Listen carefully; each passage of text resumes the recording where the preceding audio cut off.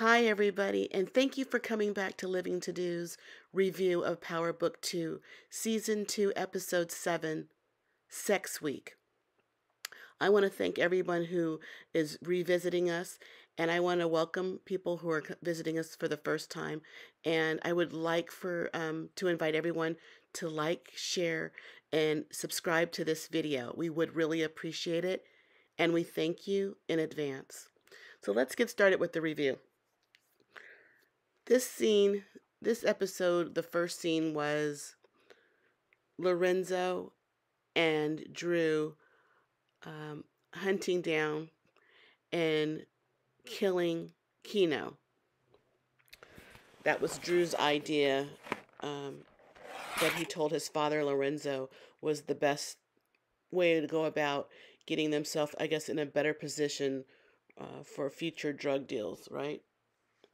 Yeah, so they ended last week off with, I believe, Drew and Lorenzo talking about handling Kino, and then this episode they come in, kicking the door in, shooting him, and then Drew's telling the girl that he was with, you don't remember this night, blah blah blah, this never happened. And then I think Lorenzo's like, good son or something, like good Drew. And then like the other guy that they brought with him shoots the girl. Yeah. So they basically, Drew was comforting the girl, letting her know everything was going to be okay. And to his surprise, his father ordered somebody else to kill the girl. So Drew's not really into that, killing innocent people. And he got very mad at Lorenzo. Yes. And then Lorenzo says, "No loose ends. No That's loose rule ends. one." Right. I can't risk anyone naming you. Yeah. Number one rule: no loose ends. Okay, so next we see Evelyn meet with Monet in the bar. And Evelyn is Frank's wife, somebody that was killed. I believe it was Lorenzo's brother, right? Is that his brother? I don't know who he is, but I guess this girl is going to play a bigger part later on because the way they just threw her in this scene. And she confronts Monet about the loss of her husband. I think she's insinuating that Monet has something to do with it. Monet gives her a wad of cash that she pulls from her tiny purse, and he gives it to Evelyn and saying that this would make your family whole. I don't know what that was, but it was in your purse. It doesn't make the loss of her husband any better. You know what I mean? Yeah, I believe like the lady she hands it to, I think when she hands the money over to her, I think that's her like seeing that Monet had something to do with it, or it was Monet. I think she does. Yeah, I think she feels that way. She says she offers, up. She says, tell Lorenzo to be careful out there, Yeah. So I'm sure we'll see her again. It will make more sense in the future. So the next scene we have Davis and Sachs meeting with Tyreek. Looks like it's in some type of auditorium or something on campus because he can't leave campus because he has that ankle monitor on. They have like an iPad showing him that there's secret footage of somebody going to a hotel room. They believe it's Tyreek, or the prosecution believes that. And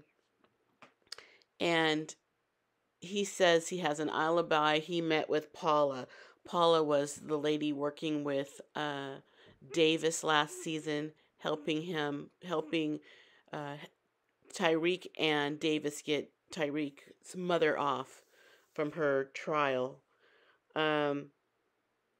But Tyreek won't name who's in the video. He seems to know who it is, but he won't tell Sachs and Davis who it is. And he needs to, I guess, protect his family. And you also see that Davis and Cooper, it's very obvious on Tyreek's face that he knows who it is. And Cooper's trying to pressure him into saying it, and then Davis reads that, like, hey, like, you're not used to being on the criminal side. Like, Right. sometimes... He says, I believe the guy is innocent this time, and he won't say who did it. Exactly. Because he doesn't understand the streets, is what Davis was trying to explain to him. Exactly. You have to be, they have their own code of ethics, or their own code. It's not really ethics, but their own code, their own code, and you don't snitch. You know, it's always don't. Cooper doesn't like that. Basically, that's that's your abuser having their foot on your neck. You can't tell, or you'll get hurt. Exactly. Or your family will get hurt. Exactly. Just like any type of abuse, you know, be it a child abuse, being bullied, it's the same thing. And you know, and the courts know this, and but there's no protection for the people, but they want the people to talk. It's this crazy catch-22 situation. Where's 22?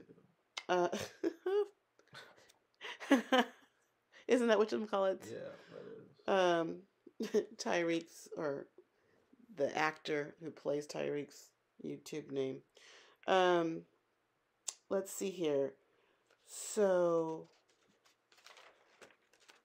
I think that after that, the scene of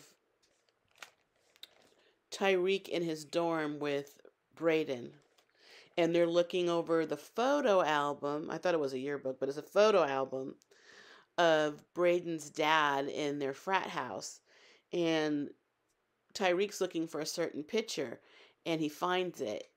And he wants to take the picture, but Braden doesn't want him to take the picture because that particular picture will hurt his family. I guess he was okay with anything else.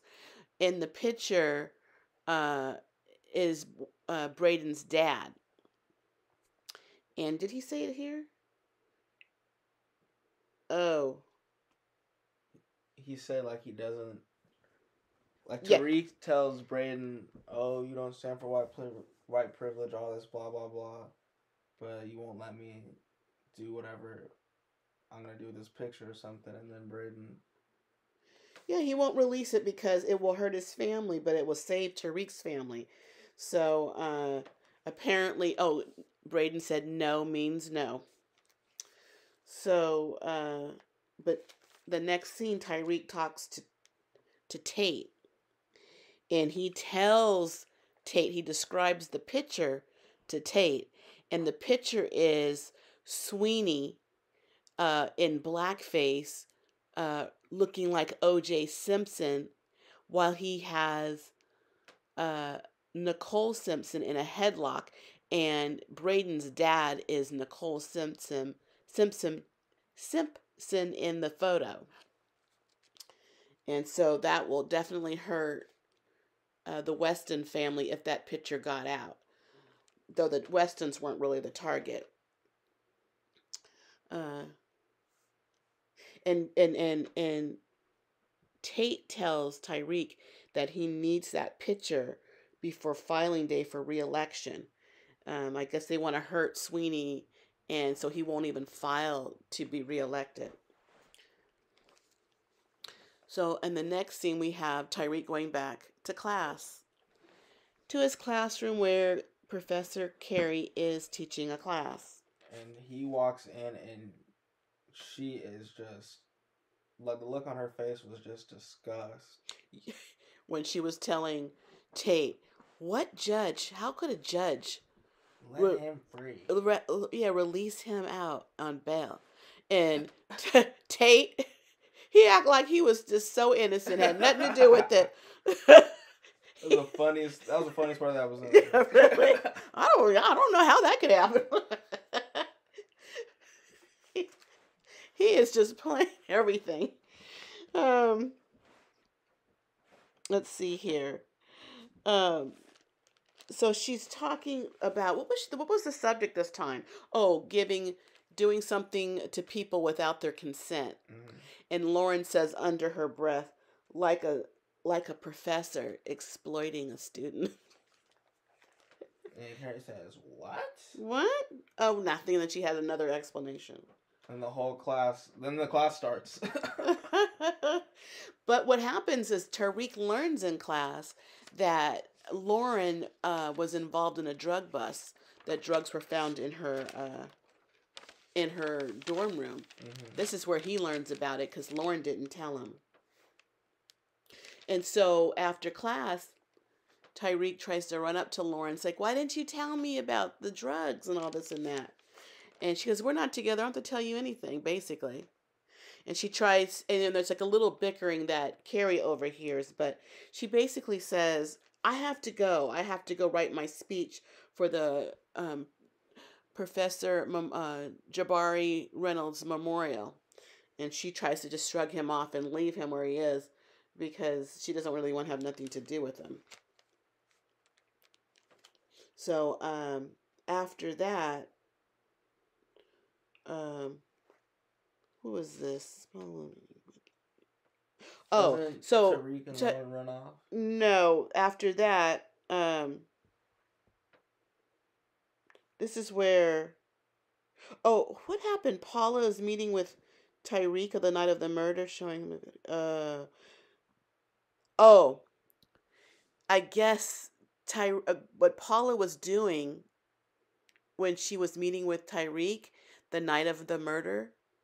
He was confessing ghosts. Yeah, that he killed his father, so she wouldn't be a good witness. For Tyreek.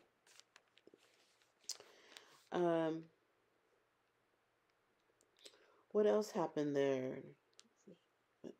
She said to Tyreek. Oh, and that tape was found, or didn't she say that tape was allegedly or illegally or something like that found by Sachs? So Sachs, and there would be a Sachs connection too. That's if you told the truth about what you were meeting about. You know, why they didn't have to? I don't think. Why did you have to tell him about that? Just tell him you met with him about some additional, legal problems that you had or whatever. But I think she said the other side would be questioning why were you two meeting or something, blah blah blah. Yeah, that's what I'm saying. But why do you have to be honest about that? You don't have to say I showed him a video of his or I have a video of you confessing. Why don't we could have been meeting about money arrangements, or he had a question about something. It didn't have to be exactly what you were exactly there meeting about. Just make up something. That's true. She just wanted, I don't know, she was going to be too honest. So later, Tyreek goes to Davis's office, and Davis tells Tyreek, yeah, Paula won't be a good witness for us. He doesn't go into detail about why not. He just shows his shoes all watered and spotted up. Because she threw her drink on him. He was trying to schmooze her over, and she wasn't falling for it. Yeah. And she's like, put back on your wedding ring, because he's married. And he's out here, he slept with her last season, so. He's out here in the game. Yeah. Doing too much is what he's doing. So, also, that wasn't the reason why Tyreek went to the office. He wanted to talk to them about his ex-girlfriend. Who was his ex-girlfriend? I mean, how many days were they together? 4? But he wanted help with her in this drug bust. The drugs that were found in her room. And then Cooper asks, oh, what's her name? What does she look like? Yeah. And then Davis is looking like, wait, what? Why are you, what the? And then Tyreek shows Sachs a picture of Lauren on his phone, and he knows that's the girl he saw. So he's putting one and one together. And then he says, oh, no, I don't think I've ever seen her. But we all know. So Tyreek leaves in. Sachs tells Davis that was the girl in Jenny's office. She's the prosecution's witness. So they were going to think there's something that Lauren has, or she wouldn't be a witness, right? Mm-hmm. So, that's the interesting thing. So, the next scene we have, Everett and Drew. They're linking up, and that's where Everett tells Drew that the officer's badge was found in Tyreek's room. That's the first time Drew heard of this. But he knows that Tyreek has nothing to do with it. And he knows that it must have been his dumb brother that hid that badge in Tyreek's room. Mm-hmm. And then, interesting enough, while they were together, we see Kevin Whitman, coming over to Everett's dorm room. And you see him peeking in the room, looking at what's going on. Yeah. And you're wondering what he's thinking. He's like, what is going on? Why are these Air Jordan 1s sitting here? No, I don't. Yeah. What did he actually see? And is he going to connect that to the Tejadas later? Because he knows of Lorenzo Tejada. As soon as Everett closes the door on Kevin Whitman, Drew starts talking. Yes. So you're thinking, if you're Kevin Whitman, you're thinking, who's that dude talking? Yeah. And Whitman, we didn't see much of him the last couple episodes. And he made a brief appearance in this episode. Yeah, he's been under the radar. Yeah, he's creeping around. So, what happens next? And the real question is, with that whole Whitman thing, why is he still looking for information on the case if Tyreek is the main suspect? Yeah, really. Why did you just pop up? You got your well, he's out on bail, but that's who your suspect is. Yeah, so what are you doing trying to get more information and go over details? Good. Yeah, it's really good. That's really interesting. Yeah. What's he doing? Yeah, what's really going on? Well, we have Dante. He speaks to his son for the first time. His son, Zeke, he meets him on the basketball court. He tries to start up a conversation about playing one-on-one. Zeke's just working on his form. He makes the comment that you got one foot that's a half size bigger than the other foot. And Zeke's like, yeah. Yeah, it runs in the family, he says. What? Family? He's like, who's this dude? Who is this dude? And he's like, Zeke, I'm your dad. And Zeke's like, what? Did he tell him my dad's dead? That's what he tell him? He said... He goes... Did he say that? Yeah, I think he said... I think that, or... I don't know if he said that. Well, I know it later he said it to Monet, but at some point, he just tells the guy, you're not my dad, or whatever. And he says, you ever wonder how you got your name? And Mecca shows him, or Dante shows him, his arm of a tattoo of something to do with the book of Ezekiel. And Zeke's just looking at him kind of funny. He's like, what? He doesn't believe him. But then I guess he gets in, Dante gets in Zeke's head, makes him probably think all kinds of things, because I guess he never met his father, so he really doesn't know what's what. But then you see Zeke, he got all mad. Yeah, he got all mad, and he says, ask your mother. Ask your mother about it. And I think he knew when he said ask your mom that Zeke would end up talking to Monet, and then... Well, maybe not. Maybe not. He didn't know that because Zeke doesn't know him as... Zeke doesn't know Monet as his mother. I know, but I think when he tells that to Zeke... You think Zeke... I think Mecca knows that Zeke's going to end up telling Monet. Oh, okay. Because, well, maybe... Or he could ask his real mother. Yeah. Or not his real mother, who he thinks is his real mother. The next scene, we have Diana at the table, her kitchen table, and Monet, and every time she greets these kids, it's always harsh. And then Diana is like, she goes, Mom, why are you so stressed? That's your mother's regular attitude. Anyway, her mom goes to her, I guess, gets something out of her purse behind Diana on the kitchen counter, but her phone, Monet's phone, is in front of Diana where it beeps, and it's a text comes through from somebody by the name of D. So Dante's name is just D in her phone, and D says something about, we got to tell him. We got to talk to him, Nay. And it, because his name for her is Nene. I don't know if Diana knows that. But he says Nay on the phone. That was the most interesting thing out of that scene. So the next scene we have Tate in Carrie's office. They're talking when Dean Wong comes through. Dean And Wong. he's the Dean. Dean Wong. Uh, anyway, he comes through and he interrupts the conversation with Tate and Carrie. And so Tate leaves, but he barely leaves. He barely closes the door. I guess Ding Wong thinks he's not, he's gone. And he starts to talk to Carrie, letting her know maybe it's not a good idea for you to speak at the memorial because there's some rumors going around about you. And it's all, nobody goes into detail, but we all know what it is, right?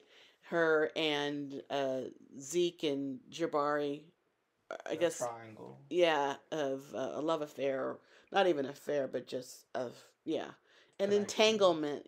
An entanglement. Yeah. So of course Tate is ear hustling behind the door there, and busts back in the conversation. Hey, I heard what you said. You're like mistreating her by now not allowing her to speak at this memorial. So he reneges on it and says she can speak. And so now she's back in. That helps Tate because he says, basically, you need a +1. I want to be your +1. And that's his way to get to talk to Mr. Western. Right. He gets to weasel his way into the room with all these connections. Anyway, the next scene we have Zeke and Monet talking about. Oh no, that's not. Yeah, Zeke and Monet talking, and he is telling her that he's trying to leave. He wants to go down south to see his mother, and apparently he had Monet was there because they were going to meet with an agent about the draft, and he missed that meeting, so she busts in his room, don't even knock, and he says he's going to talk to his mom because there's some real light-skinned dude coming saying he's my father. Oh, Monet knows what happened. Uh-oh. What did he do? He did exactly what I told him not to do, meaning Mecca or Dante. So he says that, this guy says he's my dad, and so what she says is, sit down, Zeke, I got to tell you something. She says, your dad is in prison for life. And this guy who's talking to you on the street like this, that's just some guy looking for money. That's what they do. They're just trying to, get close to you because they know you're close to some money. So I think Zeke believes that. And so maybe he's going to let it go. So next scene, we have Monet. She confronts Dante. And Dante says that he wants time with his son. Because Monet robbed him of it. She lied. And I guess she said she was 16. And she says somebody else was making decisions for her. See, they're trying to make a connection with all this talk. The classroom. Yes. So when you're 16, you're a minor. So it looks like somebody like her mother or father made a decision for her. So maybe it must be an older sister who took this son. You're not going to give it to your 12-year-old sister. So it's supposed to be an older sister, I'm gathering, that took her son and called him her own son, raised Zeke as her own.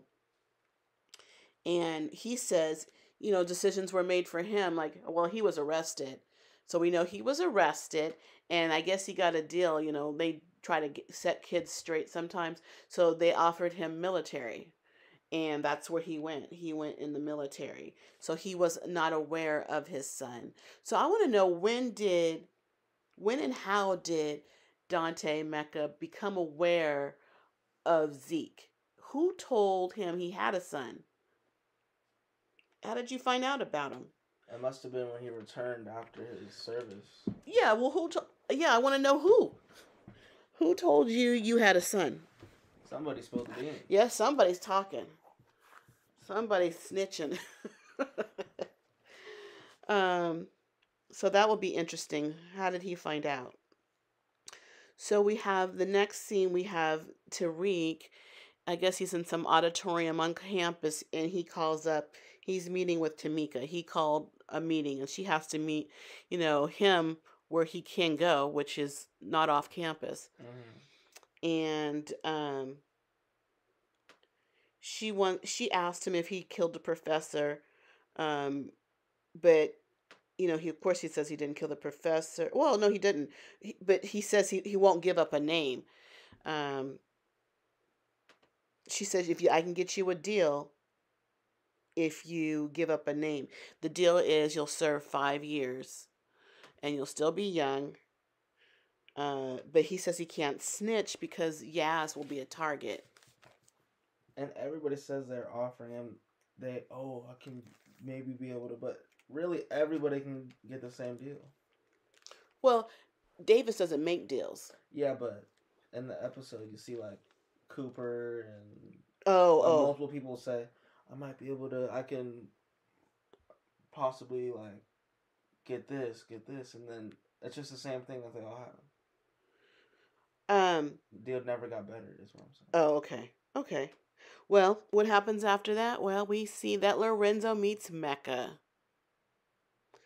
They meet for the first time. Kane brought them together. Kane and Mecca, and there's another girl. I don't know who she is, but she looks like she could be a descendant of Mecca's. A girl that looks like him a little bit. I believe it's someone that he went to the military with or something. I don't know who she is. So I don't think they explained it well, but I believe we'll be seeing more of her. Yeah, we'll be seeing more of her. And they make a deal together. And I don't know why you would make a deal like this. Mecca tells Lorenzo that he will give him all his product. And I don't know if Mecca knows this, but that freezes out Monet. Now, Kane is there. Kane, Mecca, and this girl are standing there talking to Drew and Lorenzo. I just don't know. Did Mecca know that would hurt Monet? Maybe he did, because maybe Kane said that they have something going on the side with course correct. What I think is going on, I think Mecca is trying to possibly like set up Lorenzo. I don't know. I'm thinking maybe this is one way to hurt Monet. I just didn't know he knew that it would hurt Monet and her business. I'm not sure if I knew that. Did I know that? Anyway, in the next scene, there's the memorial for Jabrari. And Carrie tries to meet up with Lauren to talk to her. And Lauren's really not hearing it. She knows who Carrie is, and she's just basically gonna try to get through this memorial. So her job at this memorial is her speech, the speech she had to work on, and basically it was like 2 sentences, right? Yeah, the tone of her voice. Actually, that might be the funniest part. It was. She was introducing Carrie, and if you read between the lines, it was basically like, and up to the stage next is this wench. It was just... Turn them over. And, yeah. Nobody claps. Carrie gets up there, and everybody's talking amongst themselves. It must sound real loud in her head with the whispers of her sleeping with the student and the teacher and all her entanglements. And she is like, you should see the anxiety. She can't focus. She's stuttering, and she's barely looking up and down. And people are like, woo, woo, woo, woo, woo. Oh, that's the one. Oh, it's her. What'd Yeah. she say? What? And Carrie can't take it. She leaves the podium. She leaves the podium. But after the dinner, I think after that though, um, She runs to her office well, crying. she did, but And then you see Tate walk in with his. oh well, that didn't happen next though. That did happen, but next, Weston family's out there. They're talking that they have their own table. The whole family's there because they're alumni of the school, and I guess donors, and they go to these types of dinners, and the family's acting out, especially Trace, who tries to botch Jabari's name. Who's this? What did he called him? Jabberee. Jabberee. Just like an insult. Um. So Braden goes and he gets a drink. I think he's just embarrassed by their behavior. Um. So Tate comes up while Braden wasn't at the table. He comes up to the Weston table and he talks to Braden's dad. And he says he wants some information's going to come out about him and Sweeney. So he's asking them to step down. Um, and Braden's dad says, "No, I don't take well to blackmail." And he goes, in blackface, something about blackface. But you do something blackface. But you do blackface. And his face was hilarious. And then you see Braden overhears to walk it. Back, and he's like, "Oh no, he's pissed because he knows the picture got out, or definitely the description of a picture got out." And so he's pissed off because he told Tyreek no means no, right? All he told Tyreek is you can't have the picture. Right. So we have Tate going to Carrie's office to console her because she's crying because she she got outed. She got outed, and I guess he tries to have a similar story that when you're in politics, it's never over. Your story can change. There's always hope, and he was trying to comfort her. I think this is also a way, in him comforting her, is a way for him to show her that he sides with her, that he has a soft heart. He could be a soft place to land for her. So I think later we're going to see maybe them getting together because she had his back. She's a soft place to land. He's comforting words. I think it's just a way he's manipulating her basically for future use. That's what I think. So after that, I guess after the dinner, Miss Lauren goes knocking on Tyreek's dorm door to see if they can talk. And Tyreek, as they're talking, Diana comes in the hallway and she's like, basically, excuse me, I didn't know, I didn't mean to interrupt type of thing.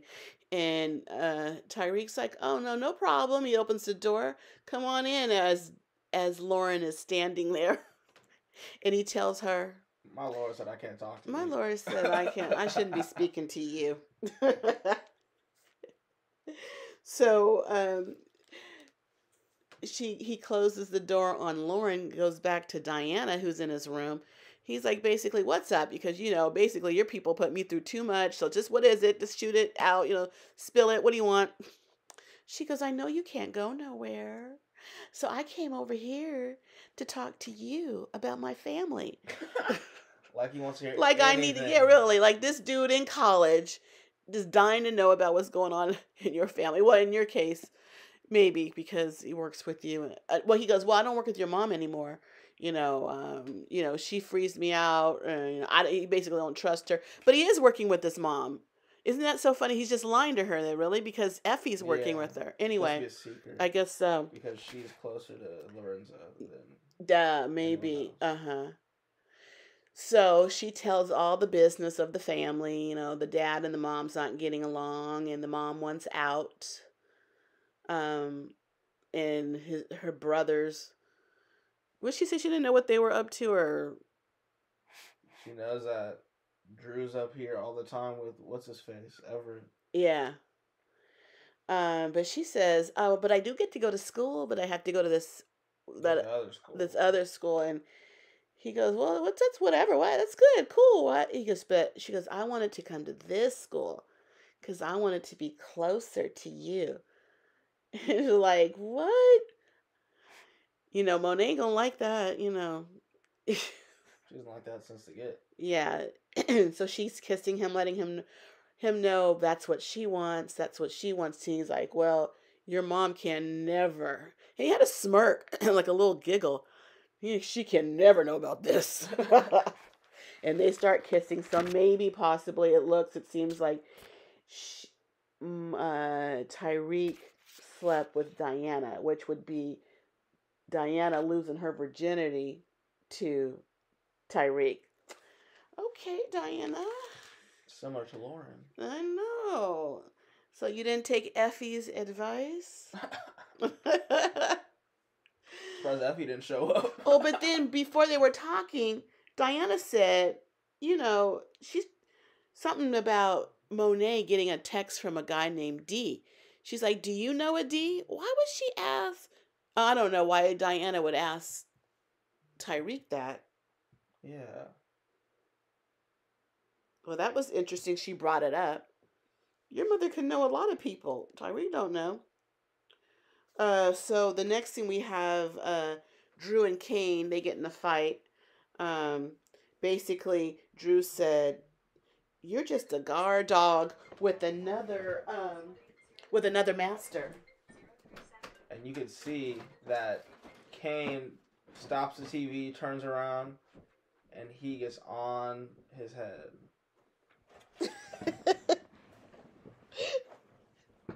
They break her furniture. I don't know, Monet. What's Monet gonna do about that? I don't know. Lorenzo looked pretty mad. He's saying, "Clean it up." Clean it up. And he's all. Then he questioned him about loose ends again. "We can't have any loose ends," Lorenzo tells Drew. And Kane says, "You better handle it before someone else does." Okay, so there is a competency hearing for Yaz. I guess it's just a mock hearing, I guess, to see if Yaz can hold up in court. She's only 9 years old, and they just want to ask her some questions. They're gentle with their questions because she is a kid. Seems like she was given a story to follow, and she was doing so well until Jennifer Sullivan, the prosecutor, cross-examined her with some simple questions, and it pretty much jammed her up. It jammed up Yaz, and Tyreek was in the room, and he could see how this would not be good for Yaz, so he doesn't want her to take the stand. He's like, "No, stop this. I don't want her on the stand." So the next scene we have Monet meeting with Kane in the bar about their product. I guess he tells him that, what's her name? Kane tells Monet about Mecca. No, didn't say that they met Mecca, that Lorenzo met Mecca, but she's basically saying that their connect is doing a deal with somebody else and freezing us out of product. So that is a problem because she needs that money to pay Davis to keep her family's name out of the public, or at least be aware of it when somebody's talking about them, so they can do something about it. They're probably in the courtroom if she doesn't pay Davis. They'll probably kill witnesses, is what they would do, because that's the kind of people they are. That's all Kane. So, yeah, didn't she basically say that's on Kane? Uh-huh. Because he did the whole badge planting. Yeah, so you better work it out. Um, so Tamika creates a deal with Sax. She meets with Sax somewhere out in public, and they used to work together in the prosecutor's office. They think she's trying to convince Sax that Tyreek is a good guy and he deserves a chance. He didn't really do this, and so he's trying to. I don't know what. Well, I guess this is way of Sax thinking he's winning when you make a deal. But we all know that Davis makes no deals. So he's doing this behind Davis's back, working with Tamika. So the next scene we have Drew following Everett. You see Drew, he's looking at Everett talking to this dude. And you're wondering what's going on. And then you see Drew, he reaches for the glove. Then he puts his mask on. Then he starts following him. And the camera cuts to Everett. He's on his phone doing something. And then Drew's phone vibrates. And then I thought Everett's going to turn around and be like, what are you doing? But then Everett's gone and you just see Drew turn around and start texting him back. Yeah, we got a text from Everett. He's following Everett to kill him. So he's following, he has a mask on. He's in the, it's at night. He has a gun in his hand. He's walking down a dark street and he's going to shoot him. But then he gets a text. So why didn't you turn your phone off if this is going to, interrupt your killing? More importantly, why'd you even bring the phone? Really? I stop what I'm doing and I'm checking to see who's calling me. Well, it was Everett texting him saying, "Oh, I miss you." Text saved his life. Yeah. Text saved his life. So Everett has a change of heart. He's texting him back, that he misses him and that he's gone on his way to see him. And he falls back and doesn't shoot Everett. He's a loose end, but he's also in Drew's heart. So Drew is conflicted. I wonder if that's going to be a conversation in the beginning of next episode if that got handled. Yeah, I wonder if who's gonna die this season. It's between Everett and I think Everett and Carrie actually. So the next thing we have Diana. She's in the house and she sees Zeke on the couch and she's like, "What are you doing here?" And he's like, Monet told me I better lay low here for a while because there's some Red Fox looking dude. You don't know who you know who Red Fox is? Red Fox or Rick Fox? Red. Oh yeah.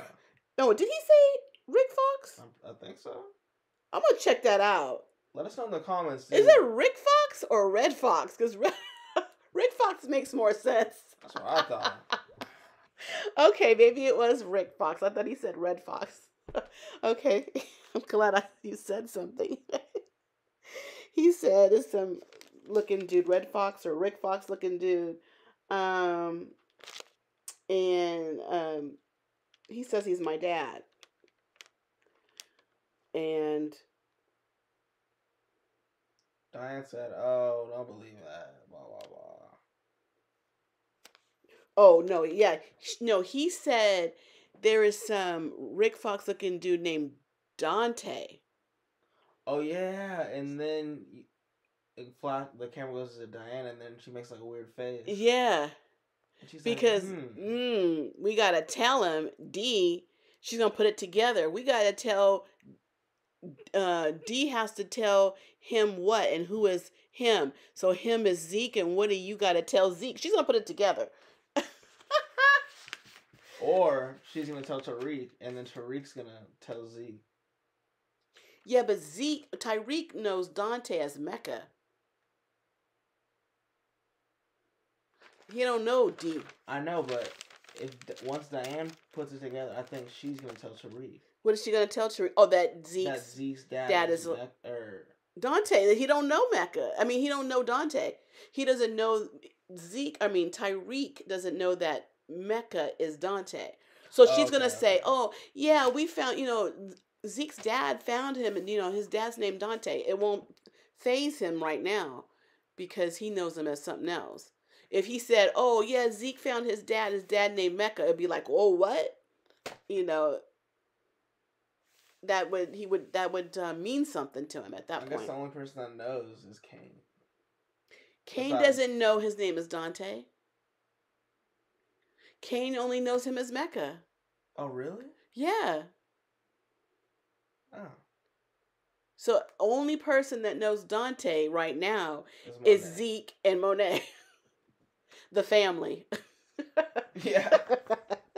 Okay, That's in okay. house, right? Yeah, you're right. You're right. Okay.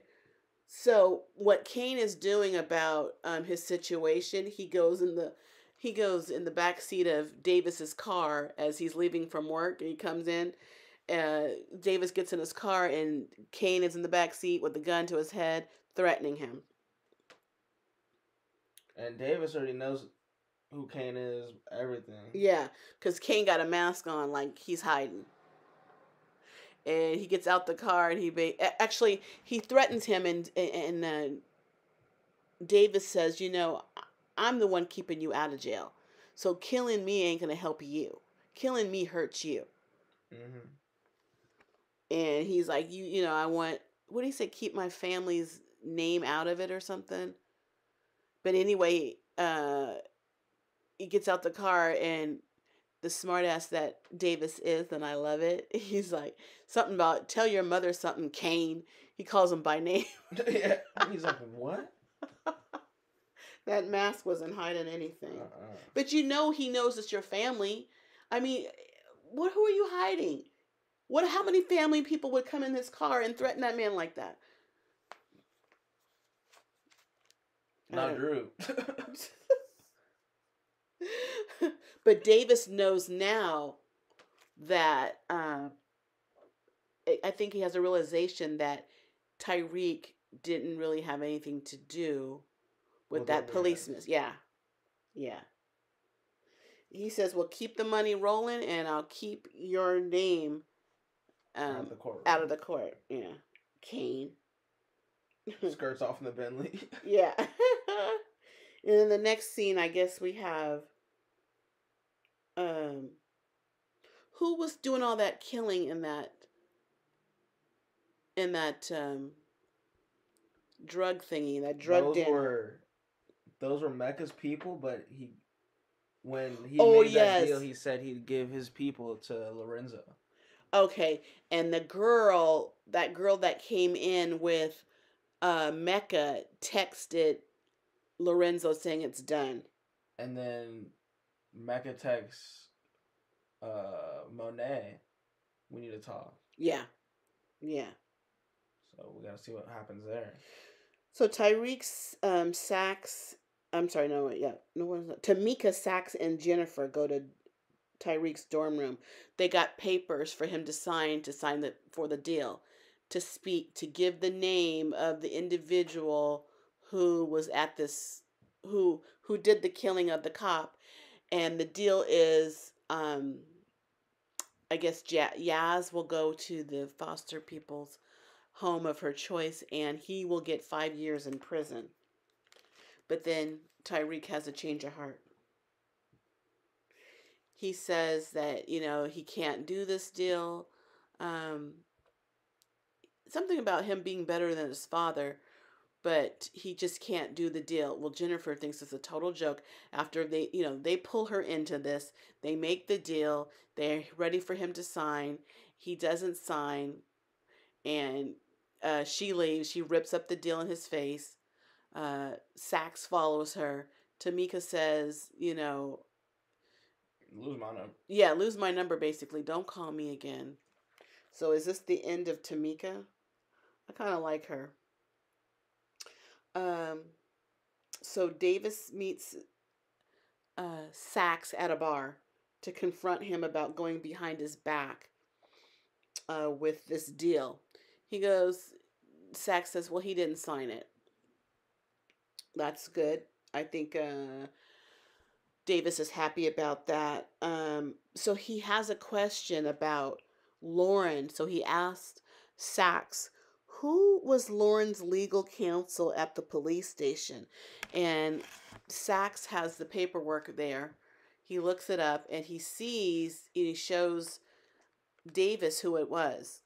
Must say Carrot Admiral. Yeah, it must say. They don't say it in the scene, but it must be Miss Carey. Tyreek and Kane meet up in like a little tunnel. It must be on campus, so off campus. Yeah, how did he get there then? He walked off campus with his monitor on. Mm-hmm. And I guess the monitor has 10 minutes. Oh, okay, so he's limited on time. And Kane tells him, "We've been cut off. No more product."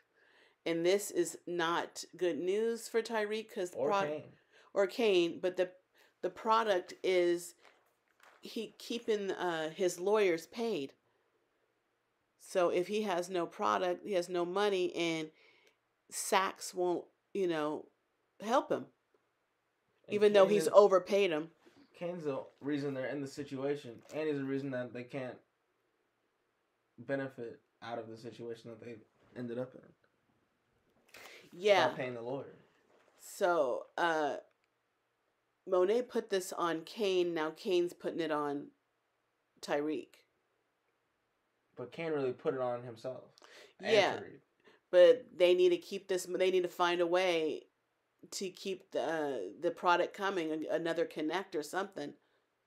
So I wonder what they're going to do about that. Mm-hmm. Will Tyreek go to Mecca's house because he has the address and ask him directly? Tyreek can't do that. He can't do it because he can't leave campus. I think Kane's gonna have to step up and do it, or even Monet. I don't know. Well, Monet. See, she doesn't know to ask Mecca or Dante. She doesn't know that he's into the drug game. So how are they going to get this new connect to fund the money for Course Correct to keep everything flowing? Interesting. I guess that remains to be seen. So we have Davis. He goes to Carrie's apartment because she was the name on the file as Lauren's counsel, which is unethical. You're her teacher and you're her counsel. I don't even know if you're her legal counsel. I don't know if she's legally allowed to do it. I don't know if she kept her law degree up. I mean, maybe she did. I don't know. But it was still unethical. And what she says is that, and also he says, you slept with everybody in this case, and you're the legal counsel for Lauren. You're too involved. You needed to separate yourself from this. She should have never made herself the legal counsel. She slept with 4 people, he said, surrounding the case. Mm-hmm. Oh, maybe he's the 4th person. Mm-hmm. So you slept with Davis, you slept with Jabari, Kevin. Well, he doesn't know that.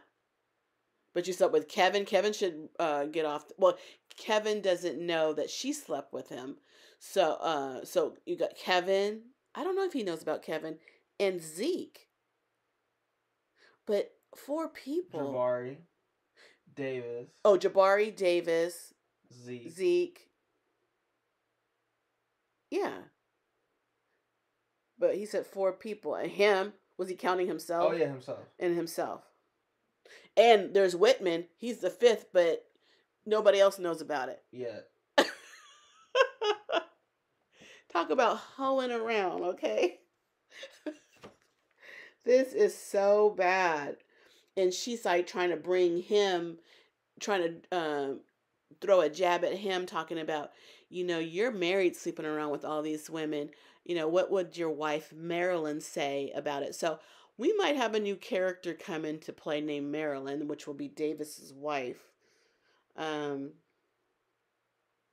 She said, what he basically says at, she is going to rip Lauren apart on the witness stand. That's what Davis said to Carrie.